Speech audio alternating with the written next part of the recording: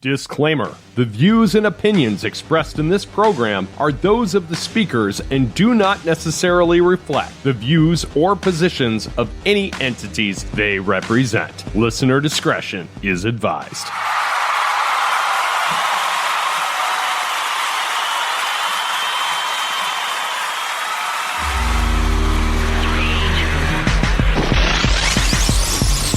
For years, there have been whispers asking about when my next guest would make his debut in the premier MMA promotion, the UFC.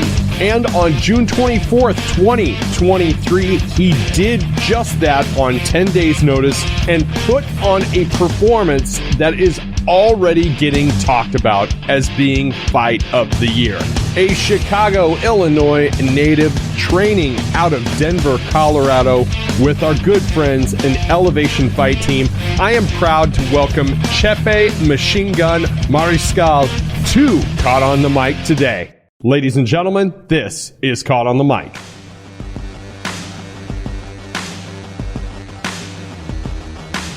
Ladies and gentlemen, you might have seen him on UFC Fight Night just a few weeks ago, June 24th.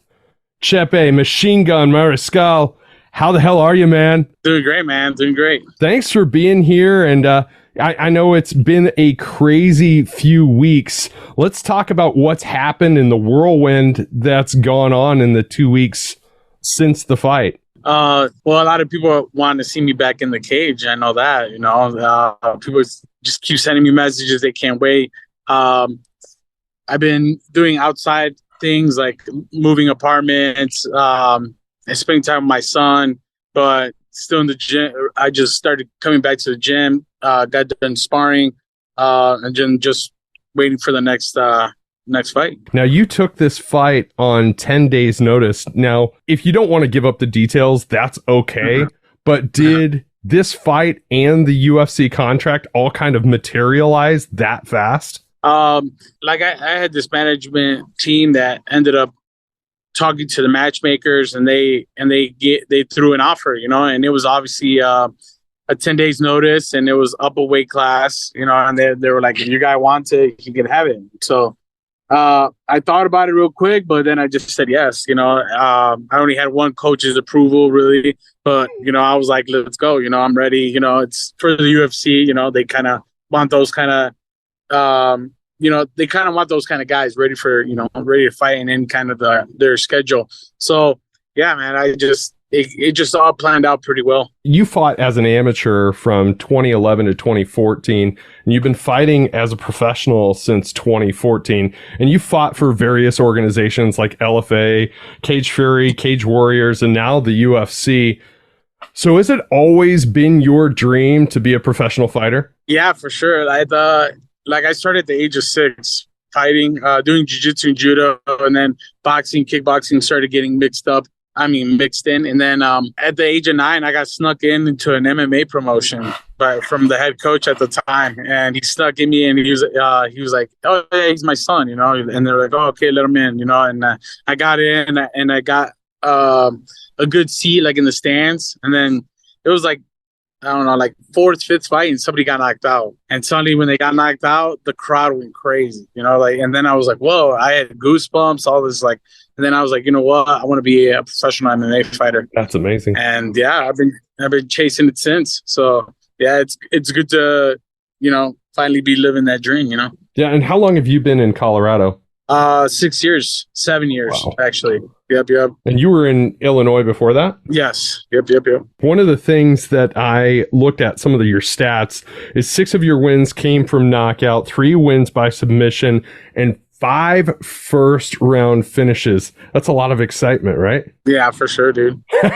So what drives that? What fuels that? What goes on aside from just the love of fighting that drives that idea that you're not only going to be a great fighter, but you're going to be an entertaining fighter as well? Yeah, for sure. I've always wanted to be like the outcast kind of guy. Everybody was like, wanted to be a lawyer and a doctor and wanted to be a pro MMA fighter, And then not just being a pro MMA fighter, I wanted to be the most exciting MMA fighter out there. You know, like I like after a few of my amateur fights, people were like, "Man, I would pay to watch you." You know, and I was like, "Damn!" Like it's like okay, you know, it's going on a good path. You know, and then the competitiveness started definitely getting in there. I love to compete. I love winning. You know, winning's definitely a huge thing on this. You know, and I love the art of it. You know, it's two styles going against each other, and it's you know, you could say one guy has a better style, but it's who brings out that style that night, you know, Yeah. and that's what I love about it. You know, it's you have to be in your A game in this game. You know, you can't kind of half-ass it in this, you know, and it's awesome that it's like, you know, and they make it competitive. There's rankings, there's a belt, you know, you get paid, you know, like it just started evolving, you know, a lot better, you know, like when I was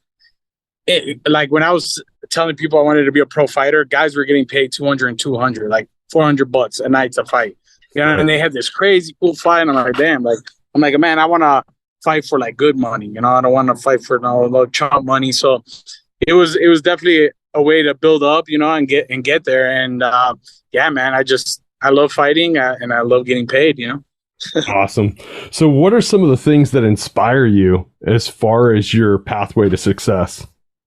Man, it's tough to say. Like I had never even had an idol either. I never looked up to anybody. I always wanted to be like I look up to the future me, you know, the one who's doing it, the one who's living it, you know, like that's who I kind of look up, you know, I look at, you know, I'm inspired by myself, you know, like the story that I've been through, you know, like where I come from, you know, the journey I'm going through, and I didn't make it in the UFC easy, you know, like I went through like all these wins, these losses, some bad managements, some bad teams, some bad coaches. So it was definitely, you know, it was, you know, it was confusing at first because you just don't know at first. And then you start growing into the sport. And suddenly it was just like, okay, like if I want to do this, I got to know the drama, the goods, the bads, the okays, the all rights, the excellence, every emotion in this game, you know, even the diets and everything else. So I felt like, man, and I definitely, when I'm done fighting, I definitely want to go into coaching. I want to help others, you know, win, succeed. It's a great feeling. I've always loved the art of MMA for some reason, even in wrestling, jiu-jitsu, kickboxing fights. I loved just being around that kind of environment, and something I know too, you know, like that was something that I couldn't like relate like with family or friends around my area because everybody wanted to do something different. So when I got with other fighters, it was cool to see other people chasing the same dream. So I was like, man, I just want to be like, I'm inspired to inspire others. Yes. Yes. Yeah, I love that. And it's an unrelenting work ethic too, because your path wasn't short. Like you've made a long journey. It's basically 9 years of a professional career before you got to the UFC. I'll tell you a little story. Almost exactly a year ago, this very week, I got to visit high altitude martial arts. And when I got there, you were on the mats before everybody else. You were on the mats after everybody else. And I'm sitting there on the side and I'm just watching you kick. And I looked over at my best friend from high school. He came with me. I was like, I've never seen a motherfucker kick so hard in my entire life, bro. So what would you say is your special science? Like what is it that, you know, makes you different from any other fighter? I feel like I just have the one thing for sure is experience. You know, I've been doing it since I was small, and I was able to collect all these weapons, all this experience, all these, you know, all these cool gadgets that not a lot of people have. You know, like I have a big thing, you know, I have a black belt in judo, and there's not a lot of guys. I even go through the team, like asking if anybody knows judo, and a lot of people don't know anything. They think it's Japanese jiu-jitsu, you know, and it's like, man, it's more than that. But that's why it got, you know, like I got that judo, I got boxing experience. I'm Golden Gloves champion. I was on the USA team for kickboxing. I'm a Pan American kickboxing champion. like I did everything to fill in my resume. I went to wrestling in college just to get my takedowns and my takedown defense good. I try to do all the world things like Muay Thai and stuff like that. It's just what sucked. It was like everything was kind of close to the same schedule, so I couldn't compete in everything. You know, like one was in Russia and one was in Peru, and I was like, man, I can't make that flight. So, but I was still like sharpening. I just wanted to always be the sharper fighter in one end. You know, if somebody had better boxing than me, I'm gonna have better kickboxing than them. You know, or better jiu-jitsu, better wrestling. You know, I've always just wanted to be the sharper guy, and it takes. And I could tell, like every other art, it takes repetition, consistency, dedication. You know, and I was like, I was doing that kind of like without knowing, like I was doing those kind of things, but then when it took like all wanting to do it more, like and wanting to be the best, it definitely like it changes levels on that. Yeah. So 6 years in Colorado, train at high altitude, like I had already mentioned, member of Elevation Fight Team. There have been some people that I'm sure you've worked with in your 6 years out there that have helped you add to your toolbox. Who are some of your favorite training partners, and who are some of the guys that you like working out with, and girls for that matter, because they're kick-ass females all over the place out there too. Your partner being one of them. But but let's who are some people that you've learned some big things from? It's crazy because it's a lot of people, man. And especially because you've been in our room. There's just so many UFC fighters, and they're all awesome. You know, there's no beef. You don't see anybody. I hate that guy. I hate this guy. You know, it's more of like everybody coming together, just sparring. You know, because I know everybody has different gyms, so they come in, they spar, they go do their own thing. So I picked up a lot of advice, man, so much advice. And like, I even tell guys, they could bring an empty book in here and they won't be able to finish it. Like it's endless advice, endless things, you know, like, and even with 7 years being here, I'm still a student. I still act like a student. I still act like I don't know shit. Like, I'm still keep learning from these guys. Even if they told me this last year and they're repeating it again, maybe I need to repeat, you know, life like that happens, you know? So I like that, you know, I like these guys are open. Even sometimes when, you know, if we had a hard run and we're kind of like a little like, you know, like F you, you know, I still go up to them and be like, hey man, thank you. And if there's anything you could give me, and any advice you want from me, like, hey, I'm open to it, you know, because end of the day, that's what it is in this sport. You know, a lot of people back in the day kind of stayed quiet, you know, didn't ask, you know, they were just doing things with emotion. And now it's people are building fighter IQs, you know, making the sport smarter. You know, a lot of people used to brawl and do all these crazy things. That's where I'm trying to, like, I bring the old school style into the new style, you know, and that's why I'm trying to like clean up. But, you know, when you've been doing it so long, you got something going for you and you got to just sharpen some stuff. Sometimes that's what takes you to go to the top. So, but yeah, man, it's just, you know, yeah, there's a lot of dudes. Corey Sandhagen's one who says some deep stuff. Justin Gaethje, Neil Magny. Yeah, man. There's definitely a list of people that I could just name. And it's just awesome to have them around, and then the coaches too. You know, man. What's awesome is like endless results here, you know. Yes. And you have no excuse to fail here but yourselves, you know, because everybody's gonna help you out. You know, this team is like they want you to win sometimes more than they want you to win, you know. And that's how awesome this team is. That's why I love it. I just learned it just today too. I got more advice from UFC fighters, you know, and then there's more coming out. That we know that they know of me from the fight, you know, and then they got some advice from me, and I got some for some people, you know. Like, I don't like to tell upper ranked guys or UFC guys what to do, you know, because I'm not there yet. But if they ask, I'd be, you know, open to share or whatever, you know. But yeah, dude, I just like sharing the experience too. You know, I've been doing it for a long time. I run into some people that were on the USA team. They came over here to visit, try it out.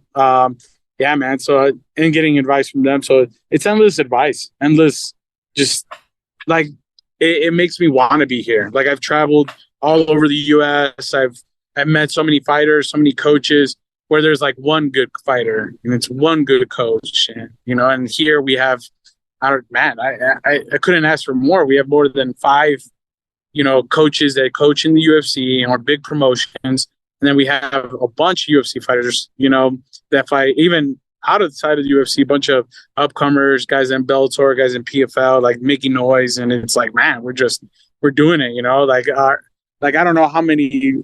Like, I don't know if they really tally all the wins and stuff like that, but I can say, man, the Elevation Fight Team's making a lot of noise and putting a lot of tallies on that win column. Yes. And it is one of those things where, having been in that room, like, I swear my neck was hurting from like snapping it around so much with everybody that was walking in and out. But it's almost like fighters' church because it is a different feeling in that room, like this sense of community and the sense of support. And there's a good sense of core values with everybody too, that they genuinely are looking out for each other. And I think that's something special and not something you can find in any gym, any place. Yeah, for sure, man. That's why I'm taking as much, advice, experience as I can, because this could be, to me, I look at it as a 1 in a million kind of thing, because I've traveled so much. I've done so much of the seeking and searching, and that gets tiring. And then you're like, oh wait, my training and all this stuff, like, where's my career going? So it was cool. It's cool to be here and I like to say right now, at a good time. We just never know what happens in the future. I hear a lot of great gyms end up blowing up for some crazy reason, and it's like, man, I just want this to last as long as it can, because it's a beautiful thing. We all come together. We all obviously have each other's friend groups. We have each other's corners. Man, it's just a great mix right now. And then, like, we're not all like kind of like spooked out by the cameras, because everybody's fucking getting recorded here. You got a camera guy over here, and I feel like that it helps other fighters get ready. Like, hey man, there's a camera right there. It ain't pointing at me, but I got to practice. Like, if it is pointing at me, and that's where I feel like I got to evolve a lot, just being with the team and experiencing the coaches and the fighters. It's endless things for sure. So, taking yourself outside of the fighting arena and the fighter's mindset, who is Chepe as a person? Like, what kind of things are you into, and how do you unwind when you're not in that zone? Man, I'm a big anime guy. So I like watching animes. I play Call of Duty, Pokemon Go. So it's like things like, it's half a little bit of me, but like, man, even when I'm outside of the gym, I'm watching film, I'm watching fights. It's always just been in my thing. I even had old partners who were like, man, that's all you do. Even my parents and my friends. And that's why, I was like, man, I don't care if I have no friends. I was like, I just love doing this. I love fighting. I love just watching. It's like a human chess game for me. I'm like, oh, that guy took a better angle than this dude, or he threw his punch a little higher than the other guy, or he's punching at the chin, so the guy picks up his chin and then he gets hit with an overhand. Like, I will always just picked out little things from people, and I looked at it as like, man, I'm like, I like to do the same things, copycat all their styles and stuff, and always be like, oh, if they could do it, I definitely could do it, like, besides the backflips and stuff like that, but like all the fighting stuff is like something where I'm like, man, I could do it, and it just takes, and I've proven myself by doing repetition and training and watching my old fights, watching film, and then man, just outside, like chilling outside, go out and some of the fighters just chill out, unwind, but sometimes I say that, but we end up talking about fights, we end up talking, it's like, it's total opposite. We even talk about it, we're like, all right, no, talking about fighting, blah, blah, blah. And then Sunday, that's the only thing we're talking about. Right.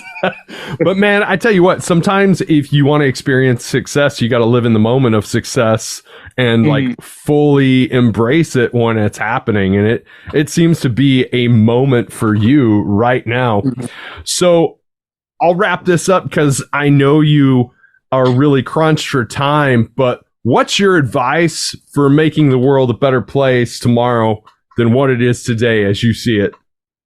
Man, as long as you're doing something that's not hurting anybody or trying to hurt somebody, and you're doing the opposite, like, trying to make people's day, I know people say, oh, that's my good deed of the day. And it's like, man, I like to look at it as like, I want good deeds throughout the day, throughout the month, throughout the year, and I felt like that's something that changed in my lifestyle too. The more you want good for others, the more good that's going to come back to you. Yes, I absolutely love that. I'm going to sneak another one in. Or how close are you to being able to announce a follow-up fight? I already asked them. I asked the UFC to put me back in. It wasn't them reaching out to me.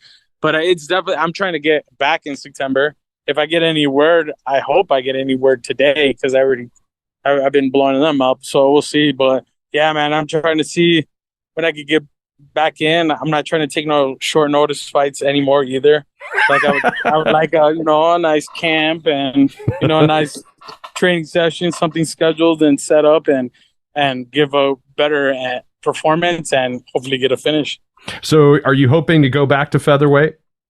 Yes, for sure, man. Yeah, it was fun getting a lightweight. It was, the weight cut was easier and stuff like that. But it's obvious that you're sacrificing other things like height, size.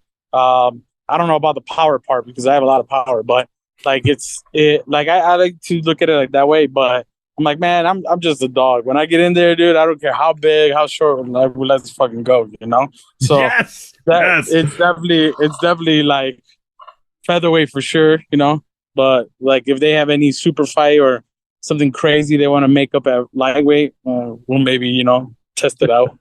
I love it, man. I love seeing you in there, and I am hoping for hundreds of fight of the night bonuses coming your way because that's what it's really all about. Is let's get you paid, my friend. Oh yeah, dude. For sure. Hey man, thanks for doing the podcast. I'm so glad we finally got to make this happen, even as short as it is. For sure, man. Yeah, I got you next time with some more time for sure. Absolutely. Thanks, brother. Once again, I want to thank Chepe for doing the podcast today. He has sincerely been talked about, almost secret, legendary, urban legend-like status in the MMA world for years. I am really happy to see him make his way to the UFC, and I have a feeling we are going to have big conversations about him in the meantime. You can find him online by searching out Chepe Machinegun on social media platforms. And while you're on the social media platforms, search out Caught on the Mic on Instagram, on Facebook, on TikTok, and now on Threads. Yes, that new social media platform. Check it out. You can also visit me at www.caughtonthemic.com. This has been Caught on the Mic with Michael Clark. I'm Michael Clark. Until next time, thank you.